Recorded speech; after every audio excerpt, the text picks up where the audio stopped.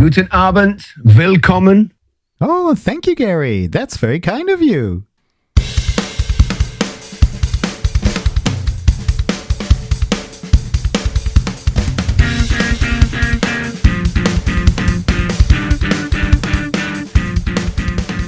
Good evening, this is Bulls on Red, RB Leipzig podcast from Leipzig, made for everyone around this planet, wherever you are. It doesn't matter to us, but if you listen to us, we'll be very grateful. So this is a brief additional episode because something is upon us. Another Champions League night. Wednesday, we're going to welcome that most traditional football club from, in England, they would say, up north.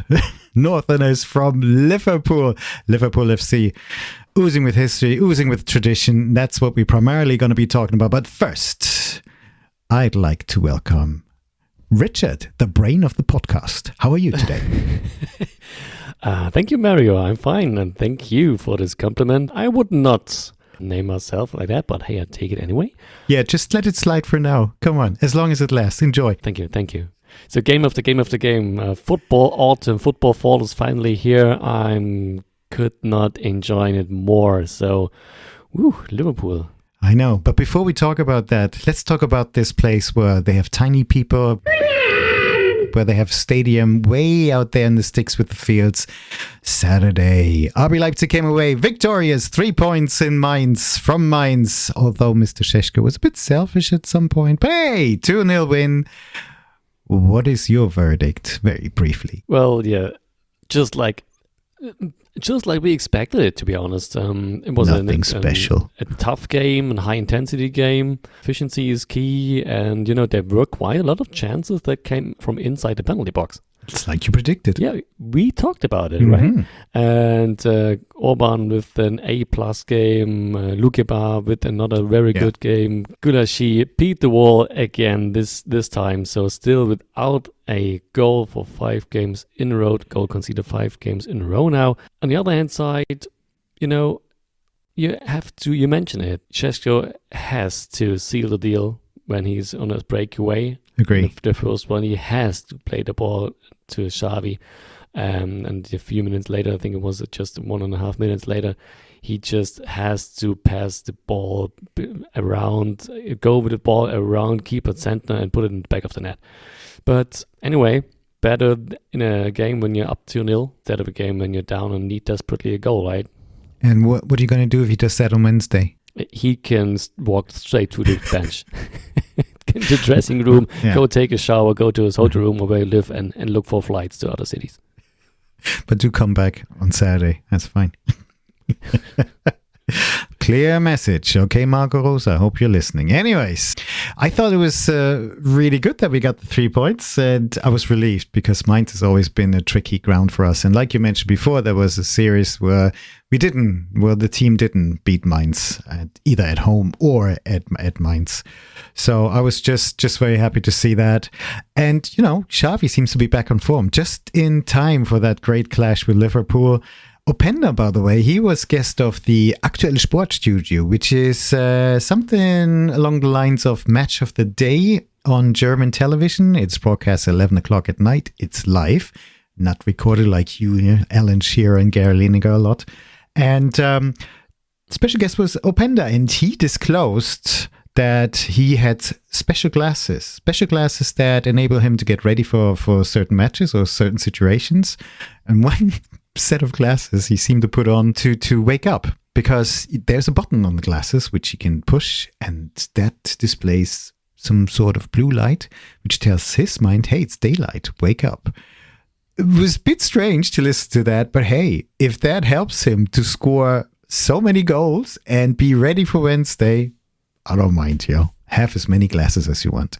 But he doesn't seem to be going along with all the fashion tips that a lot of other football stars have, which are quite outrageous. I think it's a little bit more settled. And it could be that he has a youngster at home. So I think from the summer on, he's got a son and he's a dad. So that clearly changed him. It was really interesting. And I must say, I really enjoyed watching him being guest of the show. And he came across as a very modest, grounded, friendly guy. Not really a star-eluded player of RB Leipzig. And somebody who feels very comfortable in the Bundesliga, in Leipzig, with his family and with the club. I'm sure in a couple of years' time, he may want to move on. But at the moment, I got the impression that we can be really lucky to have him here, and that he's fully behind RB Leipzig. He's comfortable with his family in our city, and hopefully he'll stay on for a couple more years. Merci beaucoup, monsieur. It made sense that they invited him because the TV station is in Mainz. He played in Mainz, so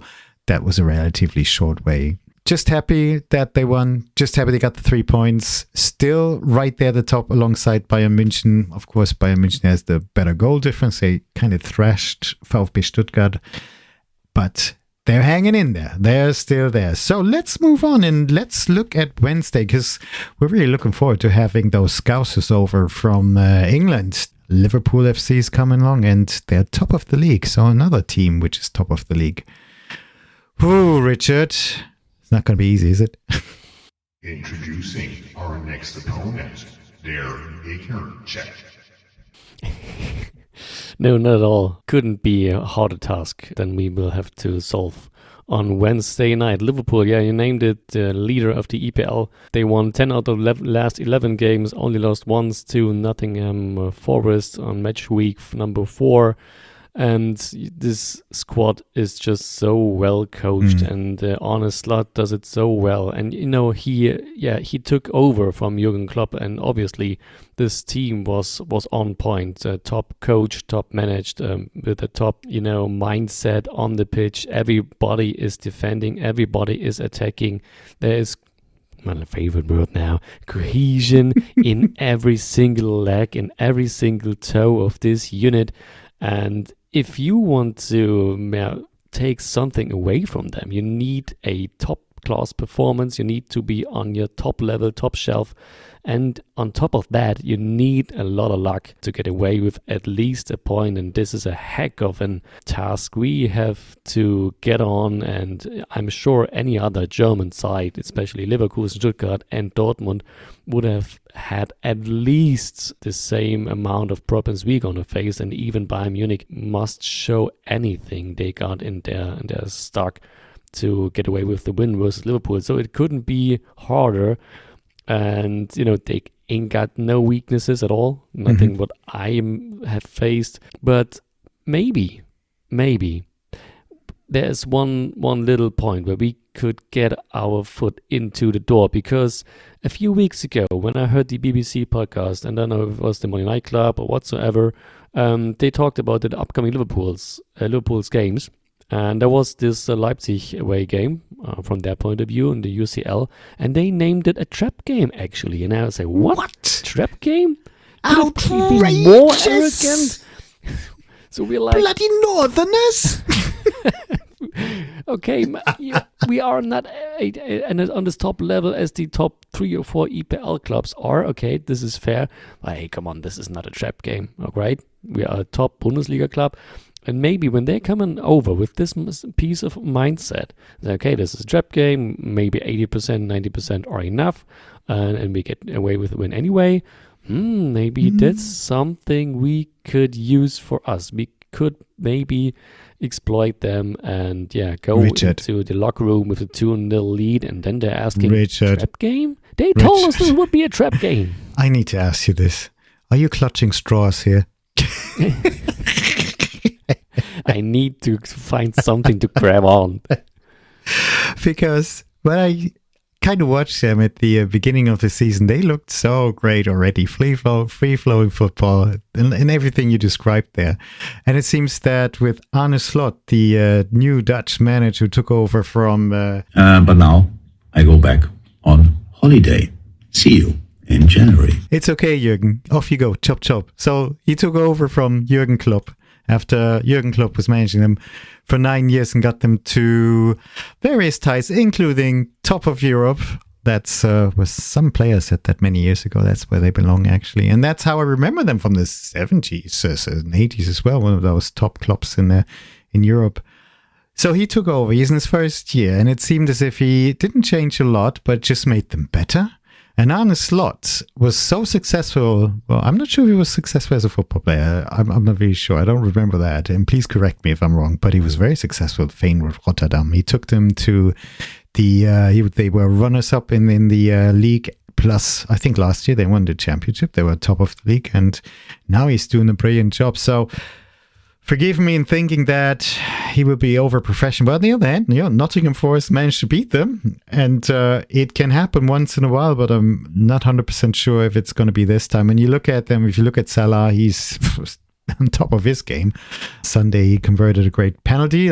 Looked so strong. And interesting fact is, Salah is on his last year with Liverpool, and I think he is confirmed that he's going to leave the club. And the German media, people are jumping to conclusions already, because at the moment, another Egyptian striker is very successful with Eintracht Frankfurt, Mamouche. So everybody's kind of suggesting that he might move to Liverpool one day. But I'm not so sure. It's still a long season, so we will see. And of course, we have familiar faces with Szoboszlai and Konate, and please be gentle on us. Remember, we were always good to you. So, on Wednesday, take a break. Yeah, be gentle. And all these other star-studded names that when they, like Gapco, unbelievable guy. But the guy who really caught my eye is Curtis Jones. And he is a beast. He's all over the place. He's like our Sava Schlager in a way, I think. He's just fighting everywhere on the pitch for the team. And at the end of the day, he's also dangerous when attacking and maybe scoring goals. So, blah. And I haven't even mentioned Nunes and Virgil and all these other great players. It's going to be very interesting, like you said. So I hope clutching that straw is going to help us. Yes, of course, I'm hoping for something like this. And they can be forgiven that it's going to be an easy match versus RB Leipzig, because they face Chelsea on Sunday. They come to Leipzig, so they can do some stress management, I suppose. In German, we have this beautiful word, Belastungssteuerung, because next weekend they have to go to the Emirates to face Arsenal. And of course, that's our task as well. So forgive them in thinking that us, as RB Leipzig, we're just a dish in between or something like that, a snack. But for us, it's a party. It's great. Liverpool is coming in. Great tradition. But to all your romantic football fans out there, they are a bloody company-controlled club, okay? Get this in your head. There are no members. There is an investor controlling the club. Especially in Germany, people are going to say, well, we don't care because it's not in the Bundesliga, and we don't want a club like this in the Bundesliga. But if it's outside the Bundesliga, we root for that club because it's a long tradition. They're great. Okay, there you go. Nevertheless, I'm really looking forward to another really good UEFA Champions League night. It's going to be a celebration of football, and I think it's going to be an attractive game. But I do fear we're not going to get points again. I don't know. But we need to. I know we need to. We need to find a start into this UCL season. We were close in Madrid. We were the better team versus Juventus for most time of the game, and we have to come away with points, at least 1 point in that match. And now we are 0 points after 2 games. Okay, nothing is lost. We talked about it, but we need to get things going because, task's not getting easier if you're scoreless and pointless after 3 games. So we need to get away with at least one. So how are we going to do that? Well, don't change much. Marco obviously listened to our podcast last weekend because he actually sent out 3 center backs and give this a little more stability. Of course, he listened to us, though we had some other personnel ideas, and I liked it. I like what I saw, and I think this is a good approach against Liverpool too. So 3 center backs as well as we saw versus Mainz, and I would send out almost the same squad. But Arthur Vermeeren, I think I would replace him with Kevin Campbell because I'd like to see some more experience out there when this big club with such high talent comes to town. and bring Vermeeren from the bench midway through the second half if you need to. Yeah, maybe you're still in a close game and think you can take something out of it, bring some offensive effort. Okay. That's what I'm going to do. Did you know that Didi Hamann was playing for Liverpool for quite a couple of years? Yes, I'm old enough for that. Thank you. And did you know that his English accent turned into a northern accent, very close to being a Scouser?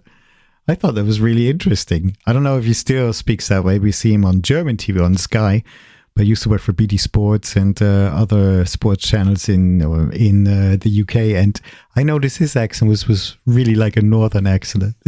I think he was even a coach up there somewhere as well a couple of years. Really? But I like to remind you as well, we have a special agent out there in the UK. It's Dave, who's in Liverpool, and he's rooting for RB Leipzig, and he displays RB Leipzig merchandise as well.